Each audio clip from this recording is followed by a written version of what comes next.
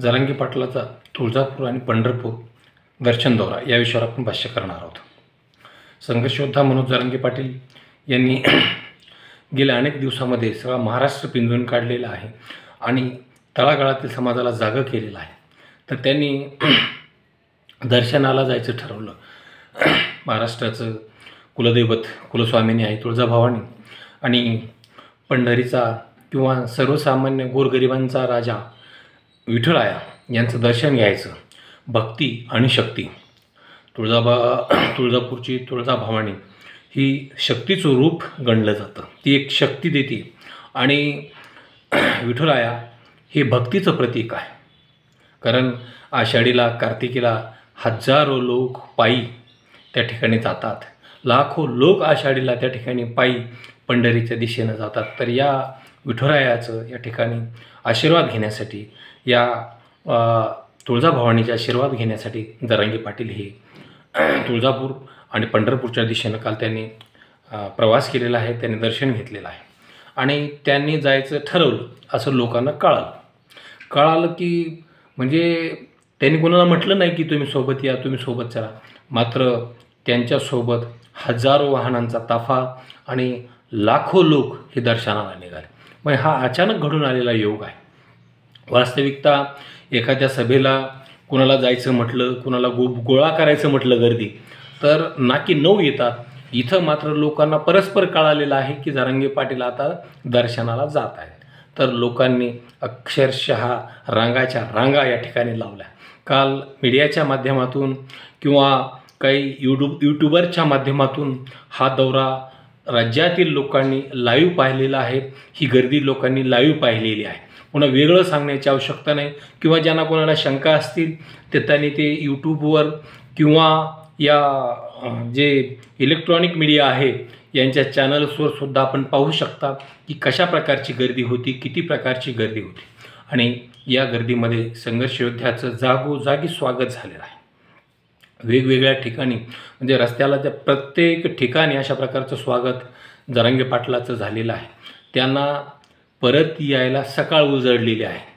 म्हणजे इतक्या अशा प्रकारचा हा दौरा आहे। वास्तविकता एक 200-250 किलोमीटरचं अंतर आहे आणि सकाळी ते लवकर निघाले तरीसुद्धा दुसरी दिवशीची सकाळ उजळते म्हणजे ही एक साधी गोष्ट नाही। ज्या लोकांना वाटतं की जरांगे पाटलांची क्रेज कमी झाली आहे, जरांगे फॅक्टर कमी झालेला आहे, तर असं अजिबात म्हणण्याचं कारण नाही। कारण जरांगे पाटलाचा आणि कुठल्याही राजकीय निवडणुकीचा काहीही संबंध नाही।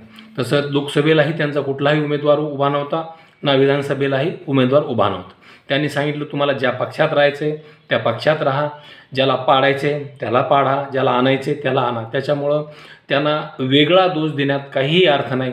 आता काही अभ्यासू मंडळी असं म्हणतात की जरांगे फॅक्टर फेल झाला, तर तुम्हाला कालच्या दौऱ्याची चुणूक जर पाहिली तर तो फेल झाला का यशस्वी झाला हे लक्षात येईल। कारण जरांगे फॅक्टर हा ज्या ठिकाणी लोकांची बुद्धी बंद पडते त्या ठिकाणी जरांगे पाटील फॅक्टर हा सुरू होतो। त्यामुळं त्यांनी यावर न बोललेलंच बरं। आणि काही दलाल आहेत जे जरांगे पाटलावर तोंडसुख घेत आहेत आणि त्यातल्या त्यात काही मराठा अभ्यासक आहेत जे शासनाची बाजू घेत आहेत। अहो, शासनाची बाजू घेण्यापेक्षा तुम्ही मराठा समाजाची बाजू घ्या ना। तुमच्या ज्ञानाचा, तुमच्याकडं काय जे आघात ज्ञानाचं भांडार आहे, तुम्हाला दिव्य शक्ती प्राप्त झालेली आहे, ती समाजाच्या सत्कारने लावा ना। तुम्ही कसले अभ्यासक आहात? काही छत्रपती संभाजीनगरचे स्वतःला अभ्यासक म्हणून घेणारे, काही पुण्याचे स्वतःला अभ्यासक म्हणून घेणारे किंवा राज्यातील काही लोक हे शासनाची बाजू मांडत आहेत। अहो, शासनाची बाजू मांडेल ना। शासनाकडे प्रवक्ते आहेत, सरकारकडे सरकारी यंत्रणा आहे, त्यांची बाजू मांडायला ते भक्कम आहेत ना। तुम्हाला काय राहिलं त्यांच्यावर? म्हणजे निश्चित तुमचे काहीतरी हितसंबंध गुंतलेले आहेत असं म्हणण्याला वाव आहे। कारण विनाकारण तुम्ही यांची बाजू घेऊ शकत नाही। बरं, या अभ्यासकांना आमच्यासारख्या सामान्य माणसाचा असा प्रश्न आहे की मराठा समाजाला केंद्रात आरक्षण पाहिजे, तुम्ही कोणतं आरक्षण देणार? चल सांगा आणि द्या। साधा आणि सिंपल प्रश्न आहे, एकच प्रश्न आहे की मराठा समाजाला केंद्रात आरक्षण पाहिजे आणि तुमची अभ्यासाची बाजू लावून, तुमचं डोकं लावून तुम्ही जरांगे पाटलावर टीका करताना मग तुम्ही सांगा मार्ग काय आहे, तर द्या केंद्रात कुठलं आरक्षण देणार आहे। तर तुमच्याकडे याचं उत्तर नाही। कारण तुम्ही बांधले गेलेला, तुमचे हात बांधले गेलेले आहेत. कोणी काहीही म्हटलं तरी ते लपून राहिलेलं नाही. तुमचे हितसंबंध लपून राहिलेले नाहीत. तुम्ही कोणत्या मंत्र्याला भेटलात किंवा कोणता मंत्री कोणाच्या घरी आला किंवा कोणत्या मंत्र्याला कोण गेस्ट हाऊस कुठल्या भेटलं, हे राज्याला आता जाहीर आहे, लोकांना माहीत आहे. त्यामुळं तुम्ही कितीही लपवण्याचा प्रयत्न केला तरी ते लपून राहणार नाही. आणि मग तुम्ही सांगा ना, द्या पर्याय द्या तुम्ही केंद्रात. एक महाशेत असं म्हणतात की 10% SCBC आहे. आपल्याकडं पहिलं 10% EWS होतं, आता 8.5% त्याचा फायदा होत होता. होत होता हा भूतकाळ झाला, तो विसरा. लोकांना पुन्हा त्याच्यात परत आणू नका. ते बंद झालेलं आहे.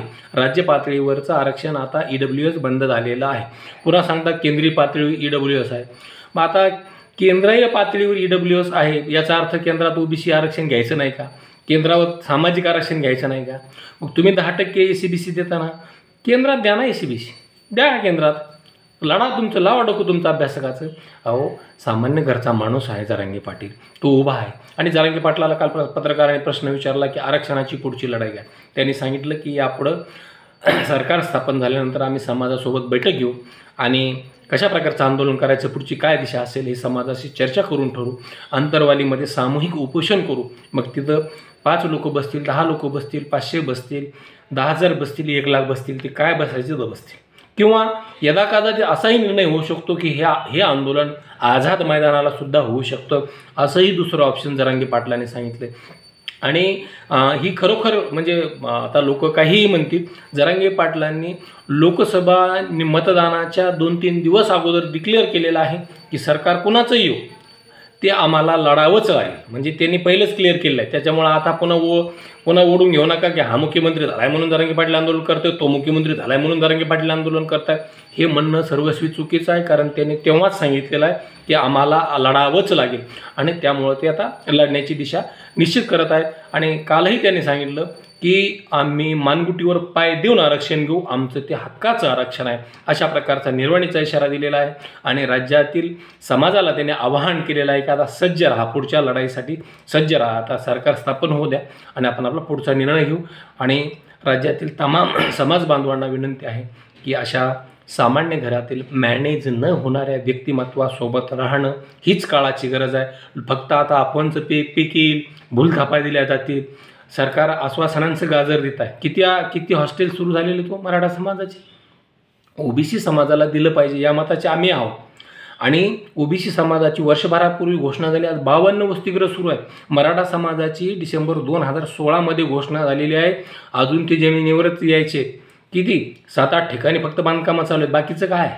म्हणजे ही फार मोठी शोकांतिका आहे एवढा मोठा समाज असताना. कारण समाज एक नाही आणि जो कोणी पुढे चालला त्याची पाय ओढण्याची प्रवृत्ती समाजामध्ये आहे.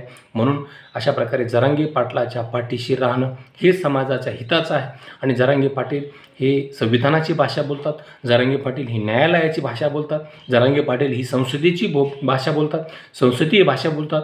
हे राज्यकर्ते स्वतःच्या राजकारणापायी मराठा समाजाचा घात करत आहेत.